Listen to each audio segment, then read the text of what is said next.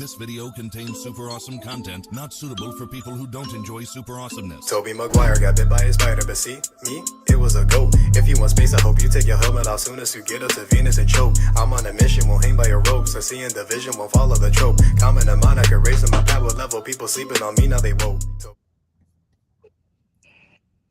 Is we have the next story.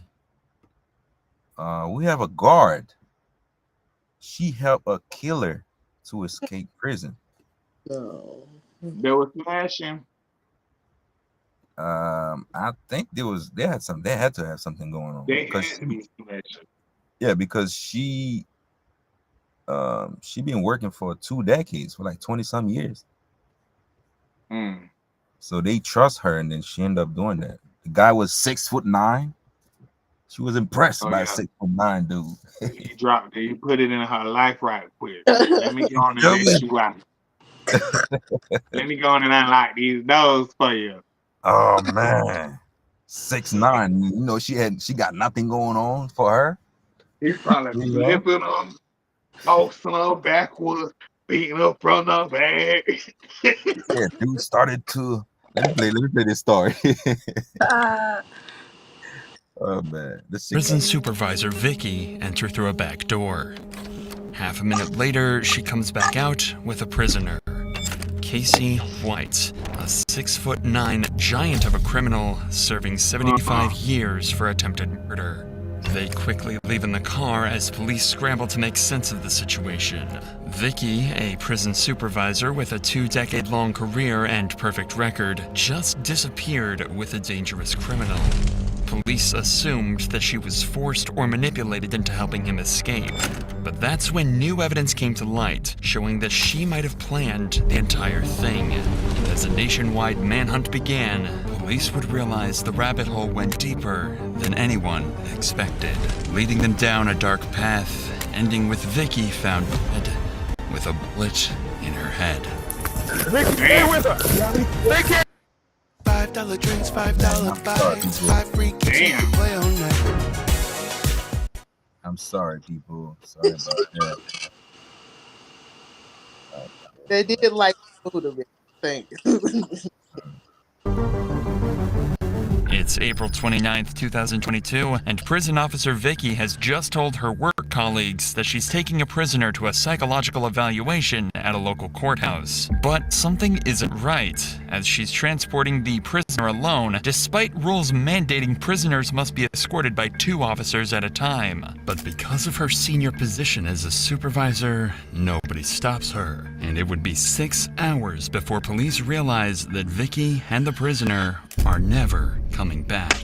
Desperate for clues, police start looking into the man that Vicky escaped with. It was Casey White, a man serving 75 years in prison for domestic violence, home invasion, murder, and brutally attacking a man with an axe. But there was one crime that stood out to police even more. 7 years prior to this, Casey had abused and manipulated his then-girlfriend to a point where she tried to escape from Casey's vicious hands. After they successfully made it to her friend's house, Casey would break into the house with 2 guns and full intent to murder them both. Luckily, they both escaped and survived his vicious attack. But that's when Casey fled the scene and began a series of carjackings across several states, until finally getting into a tense standoff with multiple police officers.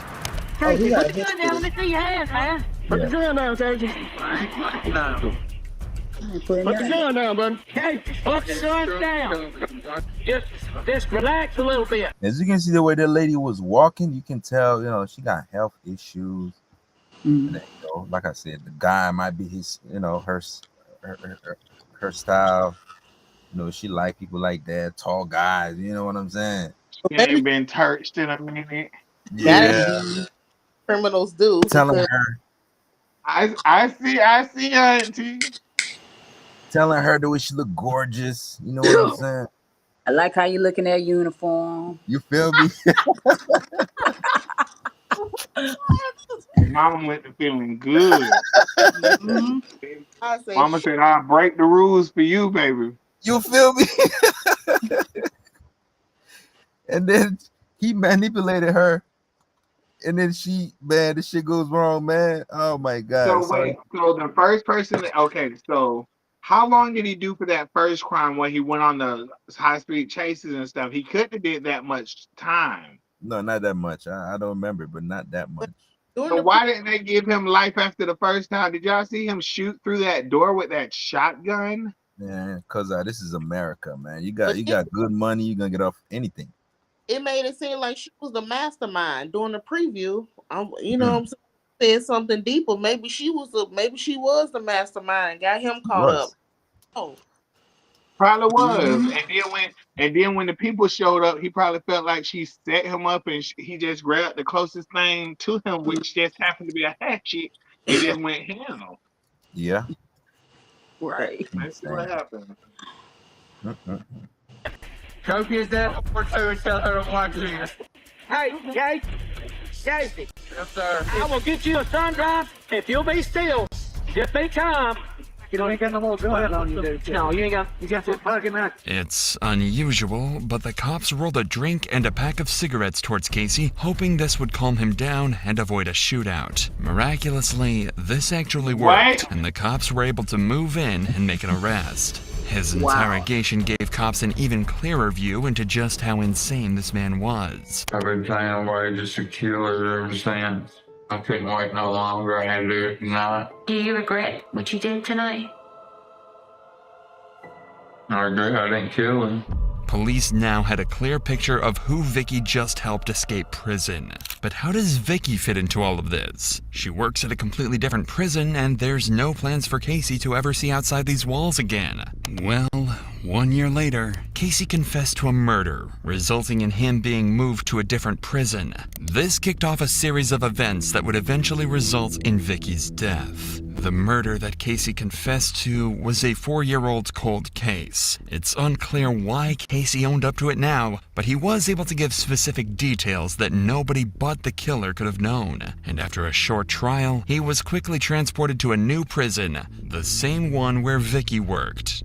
Vicky is 56 and has been divorced for several years and put her heart and soul into her job. She was a model employee and popular among her colleagues, but her life had become boring and lonely. She wanted to change.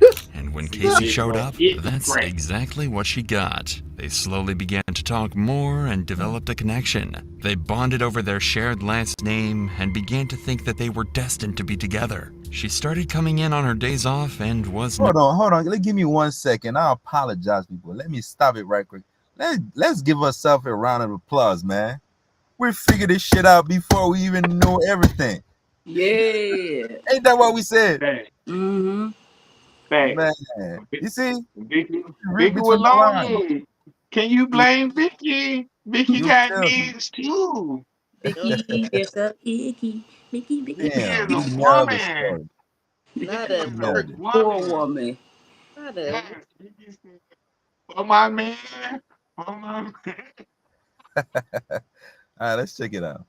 She might have been cute back in the day. Yeah, she seemed like she was. Let's check it out. Despite having a great life on paper, Vicky had become enchanted by her feelings for Casey and was ready to throw it all away to be with a dangerous criminal. But how can this happen? Well, it turns out it's not as rare as you might think. Some people are attracted to dangerous people. They know they could kill them at any moment, but feel special knowing that they choose not. Oh, come on, man. On Mac immerses you in a universe. On top of that, Vicky had started to feel trapped. I'm sorry, what you said? Charles, what's that? Charles Mason, the serial killer. Was that him? I don't making know. The faces. Yeah.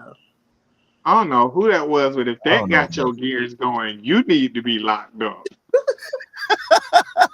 If him doing all that got you going, baby, woo, lock their ass up too. He's like one of the old school serial killers, like first one. Yeah. As soon as you see them, you know that's a killer. Mm-hmm. Yeah. I was like, oh, look, they're playing killers on there while they're talking about a killer. I don't like them. In her day-to-day. Yeah. I'm sorry. Let's check it out. What type of killers? White? Yeah, the Serial?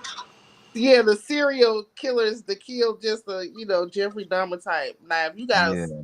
hit yourself, I'm okay with that. But Yeah, if you got a reason, yeah, it's cool. I mean, but not What cool, about the but Menendez understandable. brothers? but then, oh my goodness, I love that docuseries. But Eric say he on Ryan Murphy's ass because he was a liar.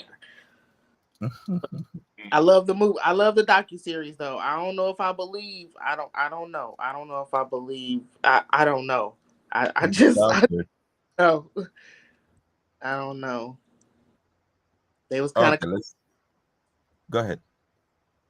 Oh, I'm sorry. I just said they was kind of cocky afterwards. That made it look kind of guilty. Like, wait a minute. If y'all so hurt, y'all 18 and 21, why not run away? Y'all grown. Get the hell on. It's crazy. Yeah. All right, let's check out the story. All right, let's hit it. Life, and as though she had nothing to live for. If she could make a break with Casey, it'd at least be exciting, even if it did mean throwing everything away. While Casey was serving at Lauderdale, Vicky allowed him unrestricted access to parts of jail that prisoners aren't normally allowed to see, including areas that aren't covered by security cameras. Many speculate this is where the pair were intimate with each other and formed their plan to escape. Even at this point, Vicky still had no idea that this would turn out to be the worst mistake of her entire. They said Fort Lauderdale? Mm-hmm. Yes, he had that South Florida swag on. She couldn't say no. Oh man. Entire life. 3 days before their escape, they decided to do a test run after Vicky told her colleagues that Casey had an appointment with a judge at the courthouse. Of course, there was no appointment, and they just sat in her patrol car for 9 minutes before returning. But now they know this works, and they're ready to make preparations for the real thing. 2 days before their escape, they're spotted on camera passing notes. It's thought that this was them discussing the final part of their escape plan, but by the time this footage was discovered, it was already too late. By April 29th, 2022, everything was in place, and they're ready to make their escape. Yes, As Vicky get holds a your senior man. post at the prison, she has certain powers that she's about to take advantage of. She arranges to send 12 inmates and 5 deputies to court on the day of the escape, leaving her as the last remaining officer in the prison with transport privileges. Yes, She then Vicky. tells her bosses that Casey has to be taken for a mental health evaluation. Looking at the surveillance footage, it's clear something was up. Vicky has her firearm with her, something that is strictly forbidden inside the prison walls. She's also walking in front of Casey instead of behind him, showing she trusts him not to harm her. By helping Casey to escape, esteemed prison officer Vicky has thrown everything she had away, and in one pivotal moment has become a criminal. Vicky's always been a good girl I went to school with. It's got to be other people involved, and Vicky's just a scapegoat. You knew her, you loved her. I feel like if she had anything to do with it, it was definitely love. Vicky and Casey casually walk out of the prison into a patrol car and drive away to freedom. It took 6 hours before anyone noticed they're missing. When the prison calls the courthouse to see what's taking so long, they're told that there is no appointment, and they come to the horrible realization that Casey has made a break for freedom.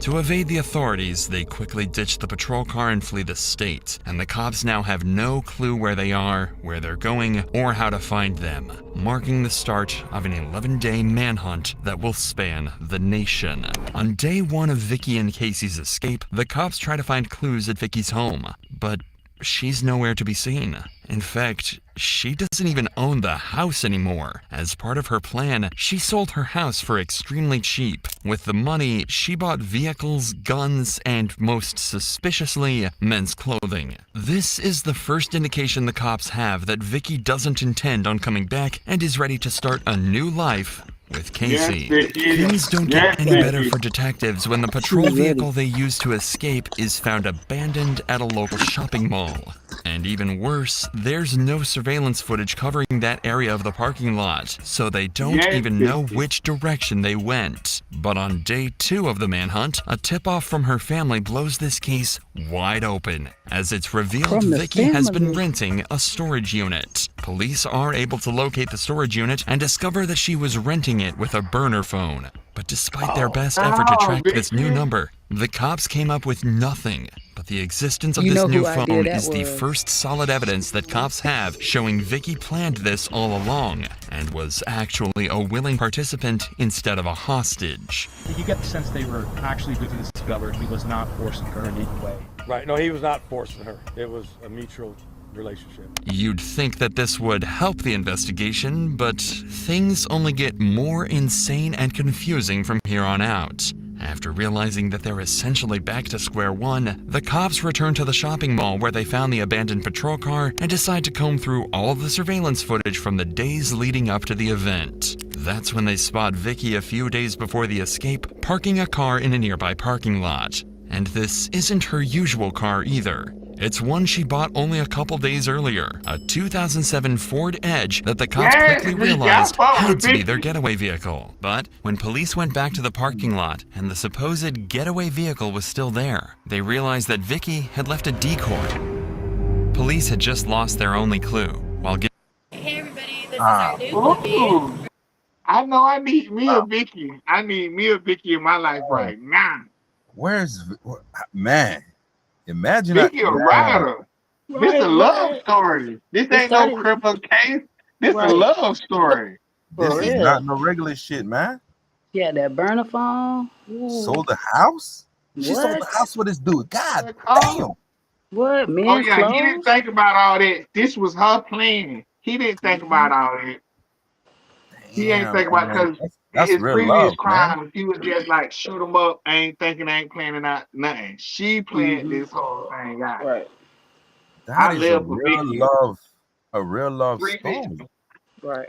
Real love story. Wow. I need me somebody like Vicky.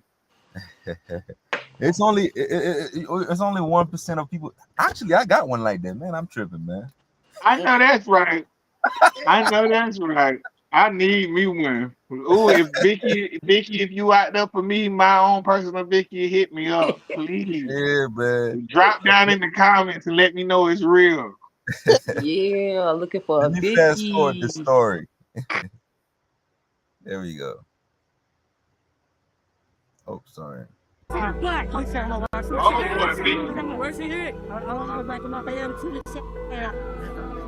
on? Fast forward. Guy got caught. That's the best woman in the world right there. Please, that's the best woman in the world. Vicky, I'm so sorry, baby. I'm so sorry, baby. Anybody in this world don't deserve it. She don't. When she herself, it hit me. But y'all ain't gonna blame me. I'm gonna say I killed her. Just like y'all say I killed everybody else. She died. Oh, that's him talking. Yeah, that's him talking. Yes. Okay, how did she die? You might have to take us back a little bit. He talking and he hurt. He ain't killed that lady. They gonna say he killed her. He ain't killed that lady. That was the love of his life. Okay, let me go back right here. A Ford F-150 had been parked in one of the cleaning bays for an unusual amount of time, and he suspects this vehicle has been abandoned. Unfortunately, this is before a search was initiated for the truck, but something's still not right. This pickup truck is far too nice to have been dumped by anyone sane, and the owner quickly grew suspicious. In order to find out, he checks out the car wash surveillance footage, and what he finds will help the cops finally capture their two fugitives. That's Casey getting out of the pickup. And he's acting very strangely. He's waiting for Vicky, and she's in that car driving just out of shot. When Casey gets in the new vehicle, leaving their pickup and driving off, the owner knows they're up to no good and calls 911. There's a truck been sitting in my bay since yesterday at 3 o'clock. I looked at my cameras and the guy's kind of suspicious. It's a Ford F-150 four-door truck. It's blue in color. It's got Tennessee license plates on it. And I've got him on camera. The next day, cops arrive at the car wash and initiate a search of the truck. Is it returns to a Dodge? Yep. Yeah, that's fine.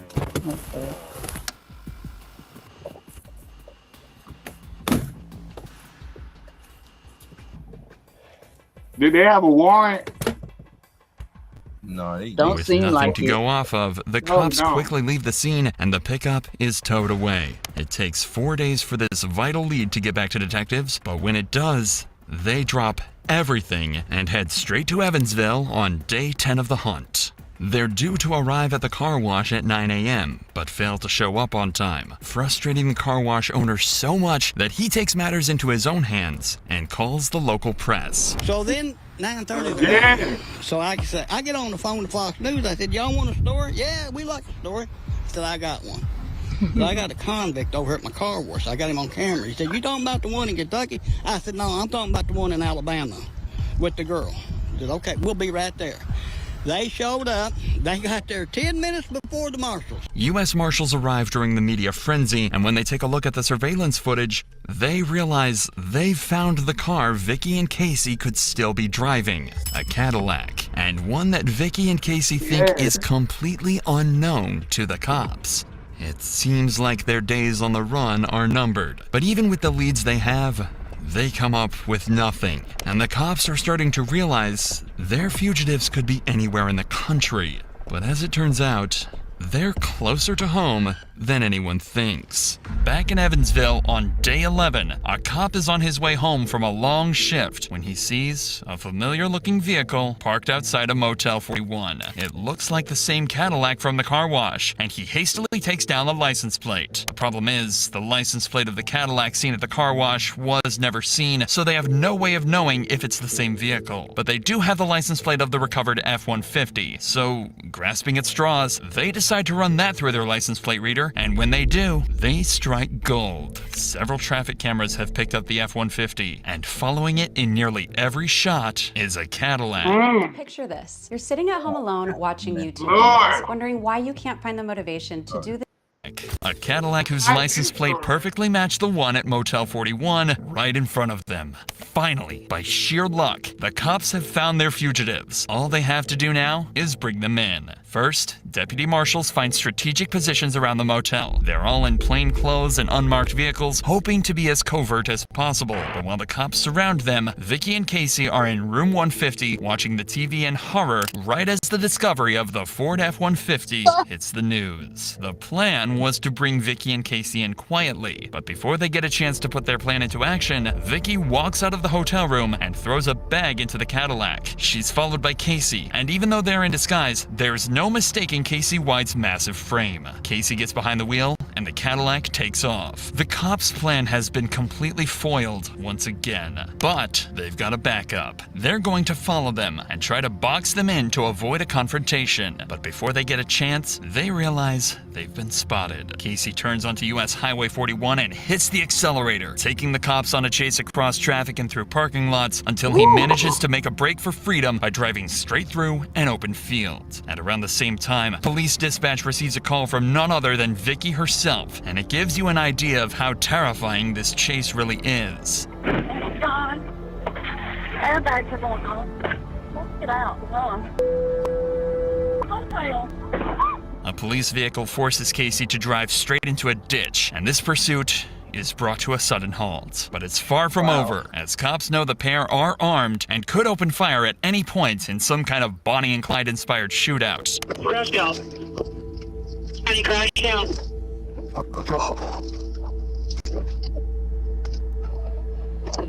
This is sad.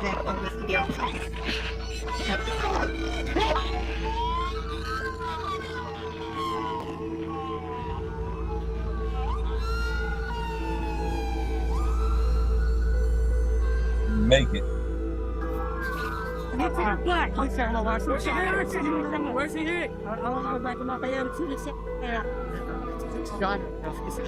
Please, check him out. This is my wife. Check him out. Please, my wife. That's a best woman in the world right there. Please, that's the best woman in the world. Vicky, I'm so sorry, baby. I'm so sorry, baby. Anybody in this world don't deserve it. She don't. When she herself, it hit me. But y'all ain't gonna believe me. I'm gonna say I killed her. Just like y'all say I killed everybody else.